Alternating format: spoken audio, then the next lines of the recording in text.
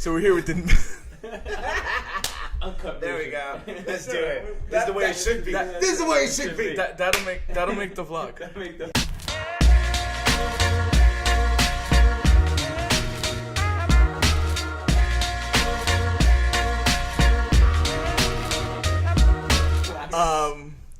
So we're here shooting Made in New York. You guys want to introduce yourselves and tell us a little bit about who you are and what you do?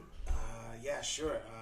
My name is Joseph Gonzalez, aka the BX Barista, one half of Espresso State of Mind.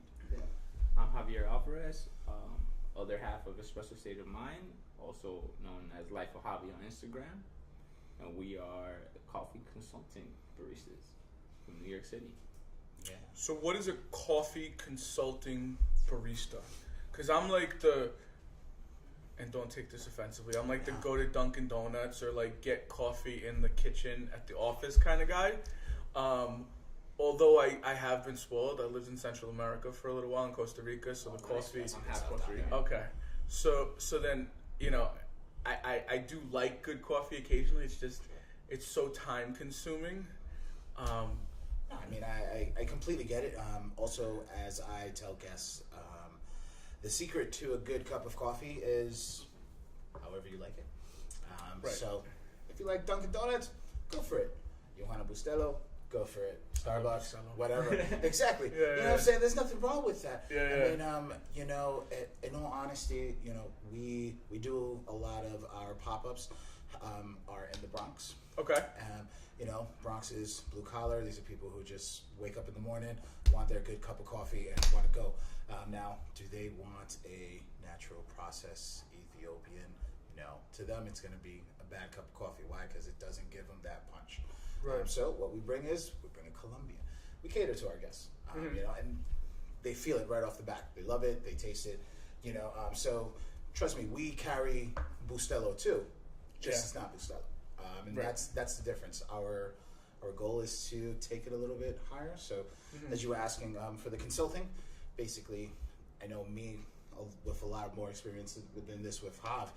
I've worked at a lot of mom and pop coffee shops. Okay. Little places that don't have the money to get a really great grand barista or a head barista, so to say. Someone who is going to motivate, who is going to educate, who is going to take them to the next level. And the reason why they don't have one is because they just can't get it right now. You know, they're still brand new. They really can't afford it. So it's like a head chef. basically. Correct. Okay. So it's like as well as you respect a mixologist or a bartender, we are those bartenders of the morning. Spend a little bit extra time in steaming your milk correctly, pulling the right shots, and really basically giving you the whole experience of your cup of coffee. Okay. Yeah, but I mean, just like you were saying, yes, just like a head chef. We do everything from set up your whole platform, as in like your whole floor plan. We can organize the coffee that you're getting in. We set up your coffee program. We help everything from iced coffee to cold brew, to whatever it is that you're looking for. So you're essentially trying to sell startup services to people looking to open a coffee shop.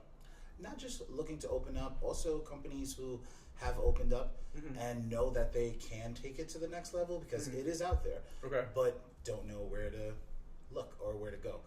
So one thing that me and Hav have been starting is just going around, talking to people. We've picked up already a couple of contracts, one in Jersey City, the Bronx, we have one in Queens, and we're about to start it pretty soon that we're really excited about, you know, just really just trying to get out there and Because like when we go to Brooklyn, we go to Queens, we go to the Bronx, there's like a lot of coffee shops that they open and they have like this big open space and they have food, but they basically have no knowledge of how to pour their coffee or how to use their espresso machine, how to use their $20,000 espresso machine.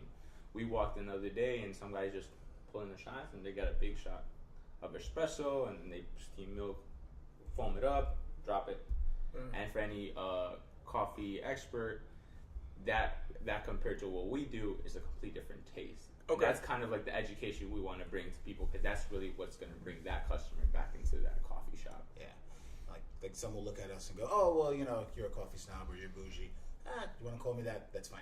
We Honestly, all have things that we're bougie about. and that's perfectly fine. Yeah, Honestly, I like fancy sheets. I like, there you go. There we go. There we go. That's awesome. I love it. He said, I like fancy sheets. I like the way it feels on my ass. I'm sorry. And you should. Basically, we're the same way about coffee. I appreciate a good cup of coffee. You know, and when they look at us and they call us bougie and stuff, it's like, listen, we're not going in there to be bougie or even make you bougie. What we're trying to do is have you make the best cup of coffee that you can.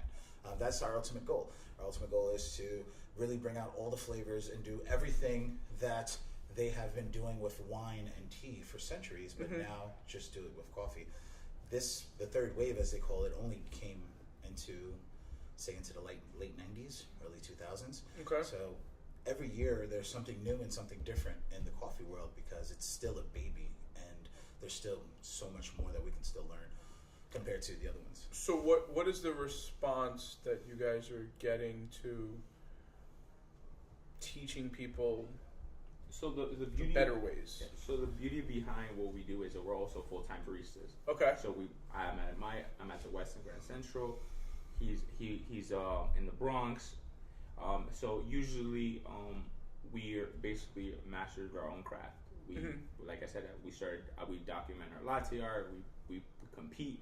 We're really active with the community, and that kind of why we're so big on doing podcasts, doing video content is because just exposure, just giving us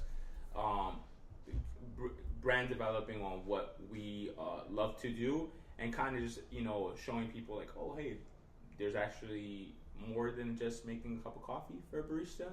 There's actually a whole niche behind it, and that's kind of what we're trying to do with coffee shops. We're trying to give a little bit of exposure, a little bit of attention to maybe a startup coffee shop that doesn't know how to get out there, doesn't know how to promote their coffee. So we come in, we set up competitions, we set up events at their coffee shop. We bring the whole community, so we talk about maybe the 50 well-known baristas in New York City and bring them all in one room and just basically talk and share and taste their coffee. And that's kind of what has motivated me to continue and start this journey with Joe. Yeah, I mean, it's been great. I mean, just the consulting side of it alone, with all the shops that we visit on a regular basis and all the connections that we make, has even allowed us now to host our own throwdowns. Okay. So latte art throwdown, to make it simple, everyone knows what the pretty coffee is. So basically, you come to a throwdown and you buy in and you pour the best you can pour. Each round has a different vessel, as in what you're pouring it in. Sometimes they're normal cups, sometimes they're random stuff. The beauty of a latte art throwdown, it's house rules. So whatever they decide, they have different milks. But there's money on the line. There's money on the line. Definitely. There's money on the line. There is prizes on the line, and honestly, more important than anything else, because yes, the money does come along, but the fact that you're number one definitely goes along. Right, because then you're bragging about it on Instagram and Facebook everywhere. Yeah, well, actually, and it's put cool in your too. bio. I mean, it's cool to definitely put it up there. But then the throwdowns now has led us to another thing that we're definitely trying to get into, which is giving back to the community. So the throwdowns have allowed us to actually collect money for charities. Our first throwdown, we did a charity, Live Life.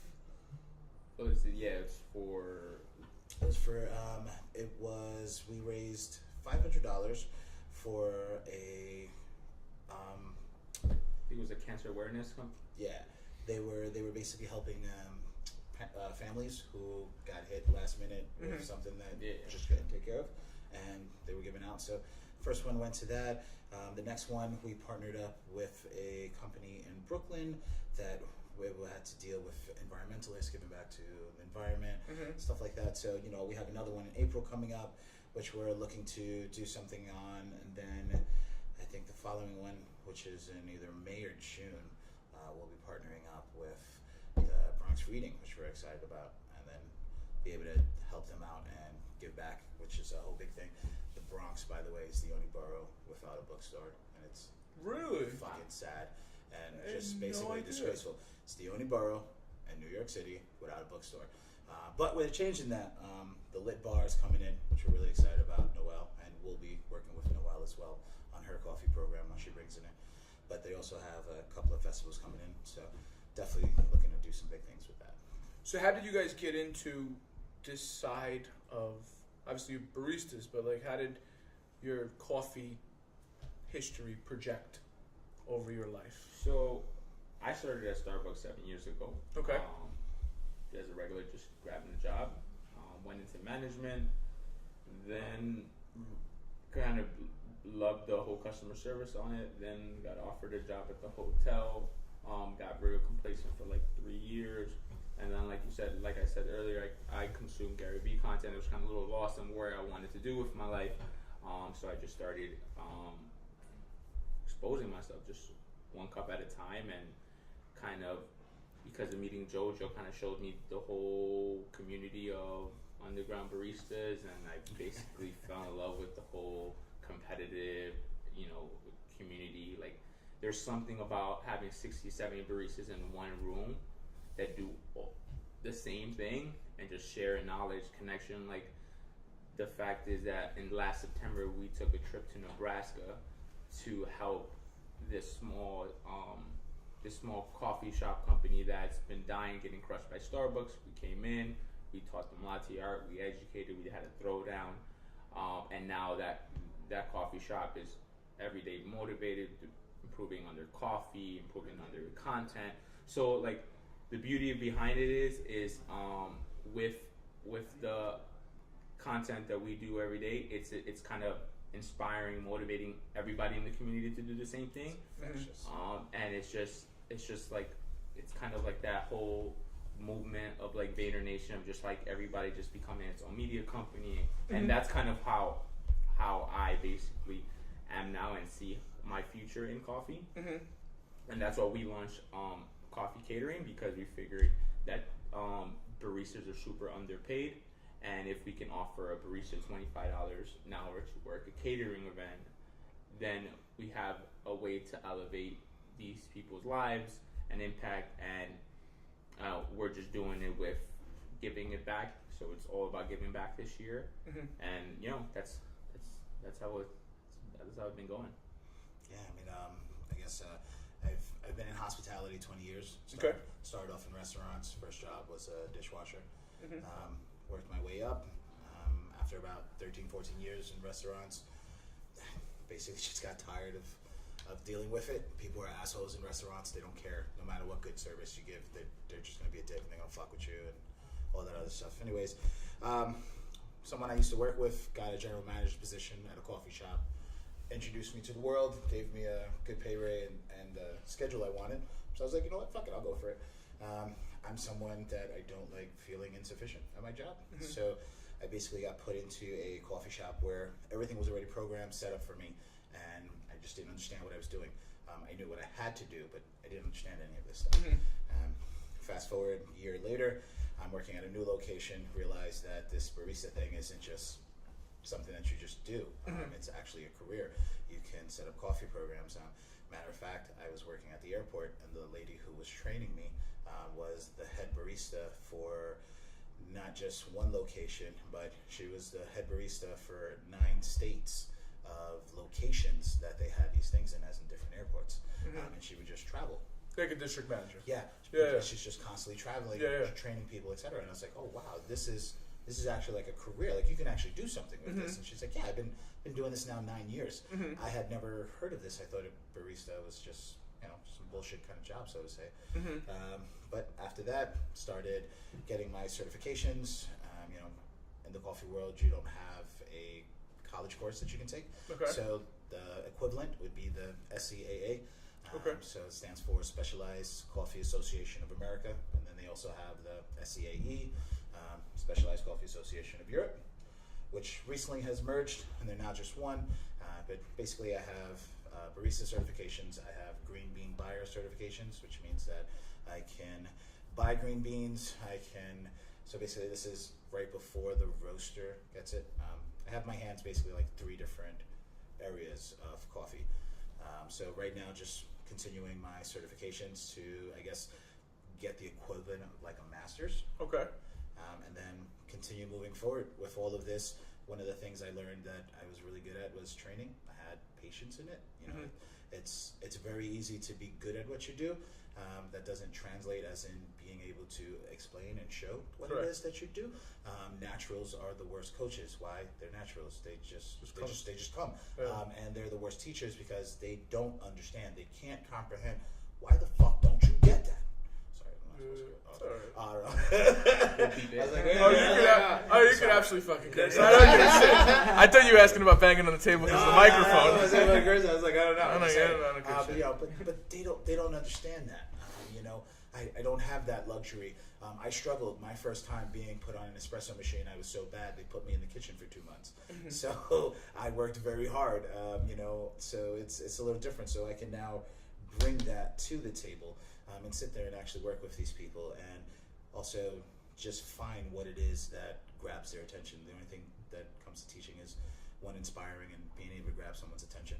You know, I don't speak coffee to these people that I'm teaching. Most of them don't understand coffee.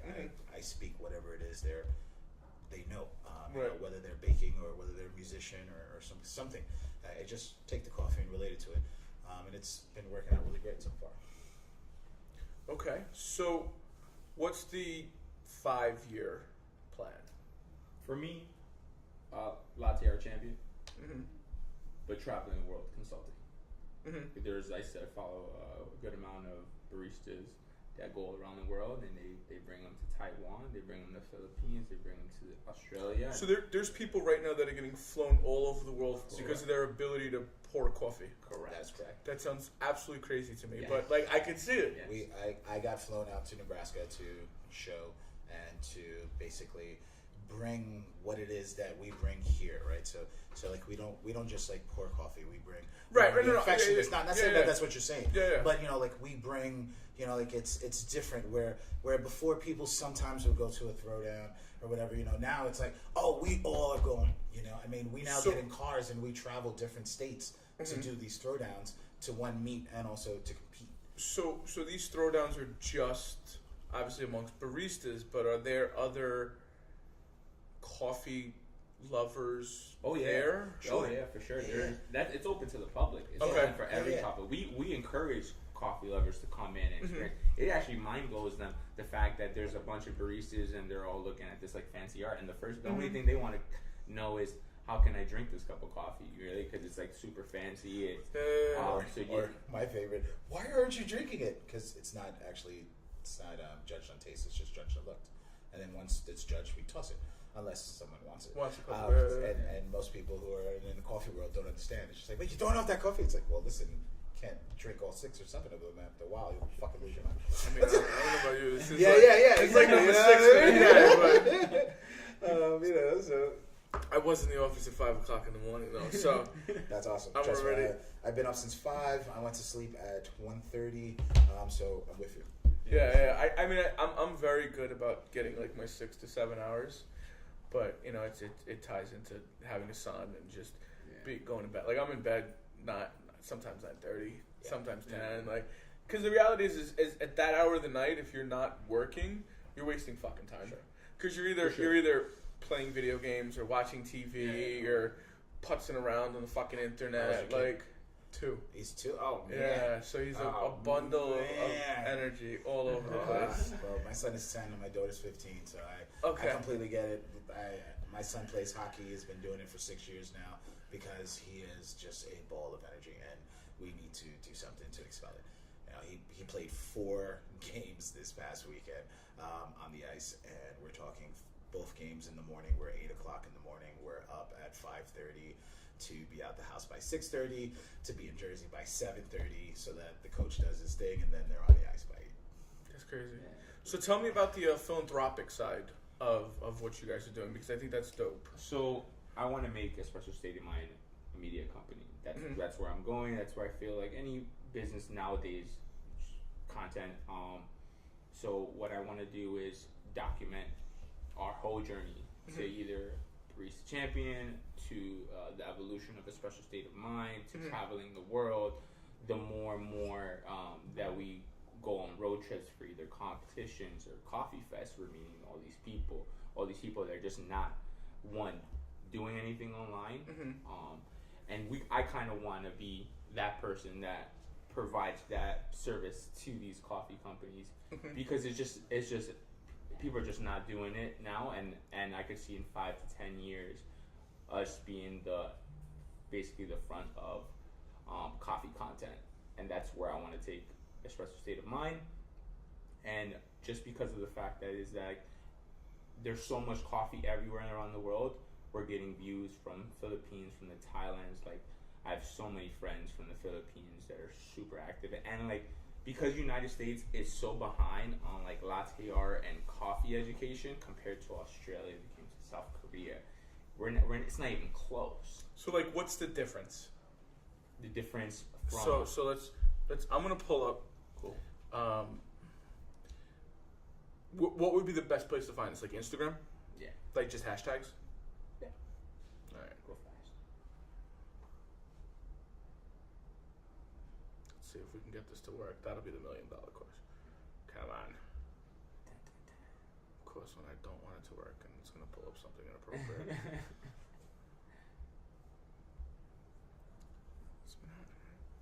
This was just working, like right as you guys came in. That's cool. Oh, here we go. All right, Instagram. So, hashtag what? Like where will you see a throwdown? Because obviously throwdown is going to come up with a couple different things. But like, is there, like, if I was someone that was just getting into this, like, throw in hashtag latte art throwdown. Latte art. And then put throwdown. Yeah. There you go. There it goes, right there on top. All right, 8,600. That's significant. Oh, yeah. Yeah, you'll see enough of it. I mean, and the beauty of the latte art throwdown. So, we definitely speak from experience, and it's one of the reasons why we do this and push so hard. Actually, go to the Queens. It'll be a great video to really explain. Oh, I think this was the other one. This is will be Carmen? Yeah, it's Carmen. This is Carmen, yeah.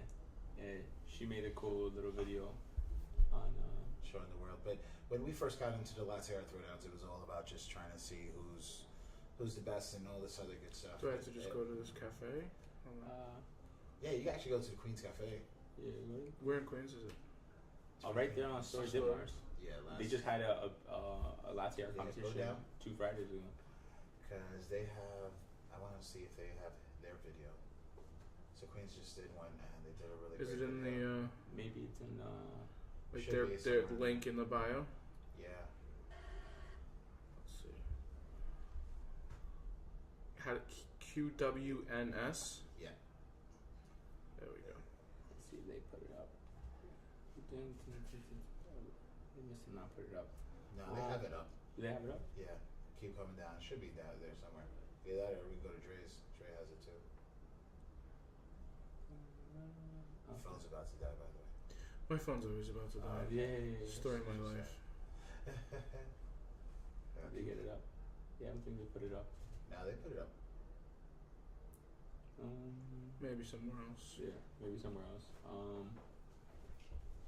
Go back. To. I'll just go to ours. Yeah, go to. Espresso State of Mind.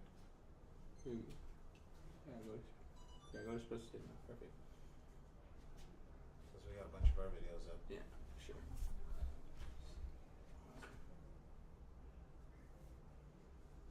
This is cool seeing the big screen. So if you click, let's say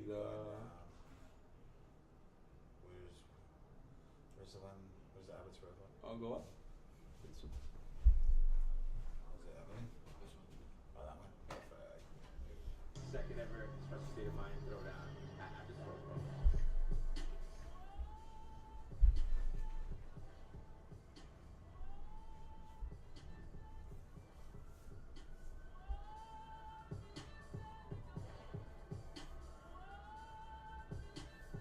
Yeah, so it's pretty cool, man. You get some of the best in the city just come together, trying to see who can outpour who. And we're all competing, and it's competitive. But at the end of the day, it's all love. It's good people. It's it's- not like, Yeah. I'm not telling you how to do this. Fuck you. No, it's actually the opposite. It is getting there early so that you can talk to that person and be like, yo, my dude, okay, I saw that swan. How did you do that though? And then it's like, boom, it's like, oh, we do this. Don't get me wrong, when you're up there and you're side by side, it's battle. No, of course. Yeah. But right after that, it's fuck you, I got you next. And it's so funny because like every barista can tell you at their shop they're pouring gems, and when they get up there on stage and everybody's looking at them, the shakes kick in. Of course, people are uncomfortable when they're. Yeah. So very few are. Yeah, for sure. So it's funny because one of the best latte artists, Wu J, just comes in very respectful, comes in but silent, assassin. Just comes in and he's probably one of the number one ranked baristas out. Yeah, he's actually on his way. I think he's in DC right now. He too will be out there in Baltimore representing. Yeah, so a group of like 8 to 10 baristas from New York are competing in nationals and all around the world. My opponents come from Japan, so wish me luck from that. So you're going to nationals? Yeah, I'm going to nationals. When is this? On Friday. On Friday. Coffee Fest. 9/8. So if you win, all right, let's say you win nationals, right? What does that mean? So, like, what does that do then for you and your? I mean, it's basically giving me a title of basic Coffee Fest champion, which is exposing me to the whole world of latte artists and baristas. It's just giving me that credibility that I am up there with the best as anything with any industry. If you win the championship, you're recognized as one of the best, and that just does wonders to your career. For me, though, this is a whole 5-year, 6-year plan. Like next year, Coffee Fest is going to be in New York. So as a competitor, I'm trying to get my feet wet. I'm trying to document and experience. So you really don't plan on winning this year? I'm not. I'm going to go and do my best to perform. My opponent's ranked number 3 in the world, so you know. It's all right. Mike Tyson got knocked out. Yeah, exactly. Mike Tyson got knocked out. So, like I said, she can get the nerves one day, and we'll see how it goes. Yeah, no, we're definitely going in there. I would be like trolling at night. Yeah. Well, it's so funny because like she's all peaceful and like her Instagram. I'm gonna pee in your milk. And I'm here just doing countdowns. I'm just like focusing every day, and she's very just like taking selfies, and but she's in assassin. Like once I'm in competition mode, all is off. Oh man, all bets are off. You don't understand. I call him, I text him, I hit him up all different times of night. Oh, I saw that pour. This was wrong. This was bad. Yeah. I've been coaching him. You know what I mean? Like getting on top of him. And if there's something, if I see that he's doing something, it's why are you doing that? I do the same thing with my agent. Why are you doing that? Why are you doing that? Yeah. You already know this. And he's just like, yeah. I'm like, so then why? Like, you know, like, for example, at the throwdown that you saw, he was doing really good. And so with latte art, there are 3 categories that they're judging you on. They're judging you on contrast, as in how the white sticks out from the brown. Mm-hmm. They're judging you on symmetry, as in can you slice it right down the middle, fold it. And then they're judging on difficulty, you know, how difficult. Also with the nationals, it's timed as well. So that also plays a big part. You know, but yeah, no. So I have to put that all in consideration of what I'm pouring. I can't just get too fancy on it because if I get too fancy and I don't pour it symmetrically, I lose instantly. Mm-hmm. But if let's say I pour symmetric, but I pour simple, I could lose easily too because if I pour a nice little small flower and she pours like a huge, humongous flower, I have no shot. So it tests you on everything. But basically, we've been working on one set design for him to do, right? So my goal is for him not to think when he goes in there, because that's where you mess up. You think, you wonder, am I, and that's it, you're too late. Right. No, he doesn't have to think, he needs to just go in there and do it. Right? So we go in the throwdown, and he's doing exactly what he's supposed to do, what he's already been practicing for a month, and then all of a sudden comes out with a random design that he hasn't done in over a month because he's been pouring the same thing for a month. Jump right in his face. What are you doing? Why did you do that? Ended up losing. So. Oh no, it's just no. Why did you do that? You haven't done that in a month. Yeah. Why? It's like, why are you shooting threes? That? You're a mid-range shooter. Why? Sit there. He's like, I'm sorry. No, sorry. do it. Like, don't do it. Like, yeah. So that kind of makes it good with me. Like, Joe is kind of my mentor as well as my partner. So we are a pretty good team. He's not really that known with cameras, media, and that's kind of what I brought to the table. I was like, hey, look, you should do your Instagram this way. Like, without even me, he already had 2,000 followers. With me giving him a little direction, just like, hey, you should do this, hashtag this.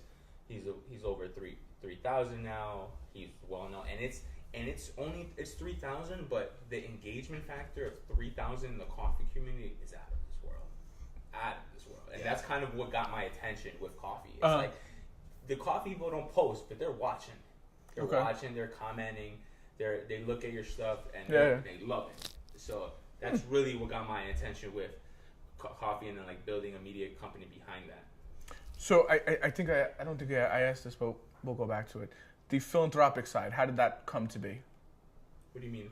Like the giving back at all the throwdowns. Like where did that come from? I guess it kind of comes from me. Not saying that Hop wasn't involved in it, but my first year really getting deep into the whole social media aspect and everything, really getting involved with Hop.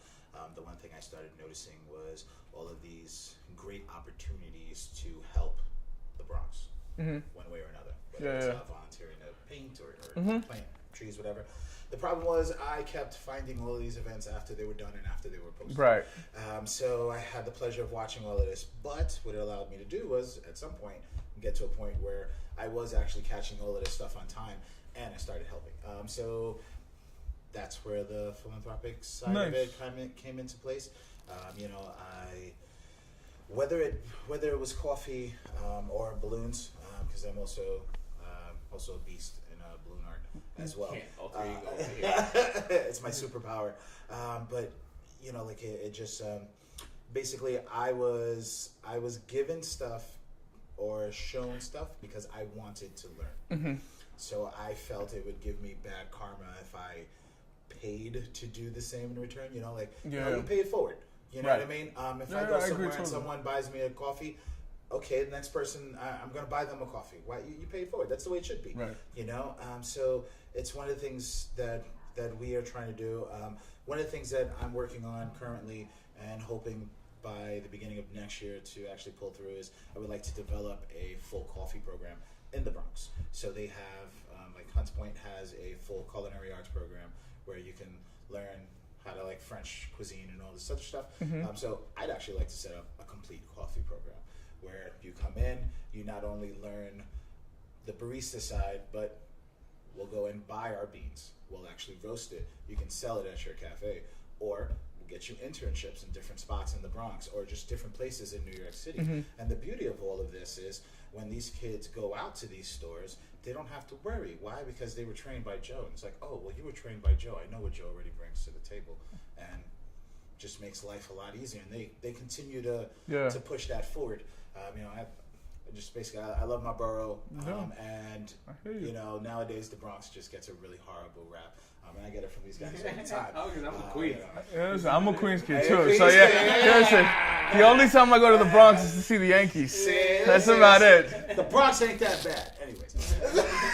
But no, that's basically where the philanthropic side comes in.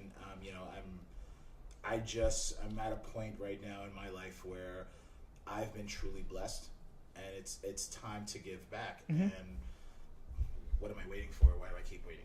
So one of the beauties of the throwdowns is that a lot of throwdowns do go to different charities or to different causes, whether it's sponsoring somebody to do a competition, which they have one out right now, or DACA, they have LBGT rights, all these great things. And you know what? Honestly, especially in the coffee world, like we have all of that stuff, and a lot of that stuff is really already part of the world, so why not bring it together and give back? Makes sense. No, I hear you. I run the charitable arm of City Habitats. Okay. So we have 8 offices over Manhattan and Brooklyn, and a lot of our focus is getting out and touching the actual needy New Yorkers. So we don't work with a lot of large charities because they're just too big. So we'll work with like local. Like tomorrow, we're gonna be at a local soup kitchen on 9th and B, for like 6 hours. And then we do work with a whole bunch of different places. We actually do some stuff in the Bronx through a charity called JCCA, who's Jewish Child Care Associations. They are connected to a huge amount of foster kids here in New York. So we throw them a holiday party and sponsor somewhere in the range of about 200 kids. So each of them get a gift of at least $50. And a lot of it comes from either not just agents, but being able to share their wishes, which is called a snowflake, right, through social. Because just like you said, people want to give back, but they just don't ever know how. Yeah. And usually when you do, it's too late. It's like, oh, I'd love to have done that, but like, you can't tell me 5 minutes before. I have a life. But yeah, no. So I think that's dope. Is there anything else you want to share about what you guys are doing? Coffee, the podcast, aspirations? We got everything. I just think we just want to figure out ways to give back to the coffee community. I mean, like, there's just like, if it's not just event planning, if it's not just like, just bring, I guess, a little bit of awareness that like, you can have a career in coffee, and I kind of like just want to help people into like giving them a direction, giving them inspiration. I think that's kind of one thing that Espresso State of Mind has done, and just want to keep doing and keep pushing. It's really it. Cool. All right. Well, listen, I appreciate you guys coming on. Yeah, man. Great meeting you, and let's definitely have some coffee soon. Yeah, I'm with it. I want to try some. That's yours, by the way. All you gotta do is grind it. That's. I gotta grind it. That's fresh Colombian coffee. You grind it, just and then use like a colador. Yeah, you use it for whatever you want. Yeah. Use a colador. You can use greca. That's why we have. That's why we have this right here. Yeah. Like when I think coffee, I think of my grandma. I remember the greca, you know. But it's funny because in the coffee world, it's a mocha pot, right? But right. You go into like the hood. It's just like a what? Yeah. What is that? That's a lot of things. Yeah. So I do a segment of the vlog I do is I'm non-natively bilingual. Okay. Because up until my fiance, like I dated almost exclusively Latin women, and I've lived in Central America for a while, so I just totally forgot my fucking point. But I'm assuming you pick up the language because you said you're not natively bilingual. Oh, okay. So not native. Thank you. Sorry, I'm not natively bilingual. It's been a long day. Let's do it. So we started this segment Spanish with Mike, right? So the other day we were talking about orange juice and how orange juice is different based on where you are in the world. So like if you're in Puerto Rico or parts of the Dominican Republic, they call it jugo de China. Whereas pretty much everywhere else they call it jugo de naranja. Yeah, because China is like the slang way of saying an orange. Right. Well, there's so many different things, especially with Spanish culture. You could say one thing that's a dove. And frijoles, it means a different thing. Like right. Right. Paloma. Yeah, paloma. Yeah. There's a lot of different things that are like that. All right, cool. Listen, I appreciate you guys coming on. Yeah. Have a wonderful day. Thank you, man. No problem. Think we get a picture? Absolutely. Mike? Yeah. I'll get pictures.